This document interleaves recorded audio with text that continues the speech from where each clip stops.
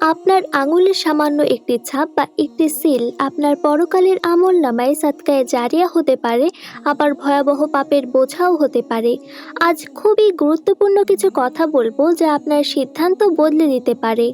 সামনেই নির্বাচন, আমরা সবাই প্রস্তুতি নিচ্ছি ভোট দেওয়ার জন্য। কিন্তু এই ভোট দেওয়ার আগে কি আমরা একবারও ভেবেছি যে এই ভোটের হিসাব আমাদেরকে পরকালেও দিতে হবে?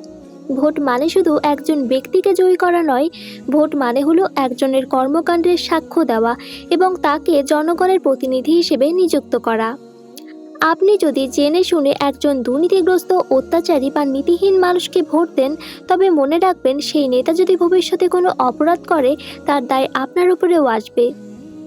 সে যদি কারো হক নষ্ট করে, তবে কিয়ামতের মাঠে আপনাকেও সেই অন্যায়ের ভাগীদার হতে হবে, কারণ আপনার ভোটই তাকে সেই ক্ষমতা দিয়েছিল। আল্লাহ তাআলা পবিত্র কোরআনে বলেছেন, যে ব্যক্তি ভালো কাজের সুপারিশ করবে সে তার সোয়াবের অংশ পাবে, আর যে মন্দ কাজের সুপারিশ করবে সে তার পাপের অংশ পাবে। সূরা আন-নিসা আয়াত 85।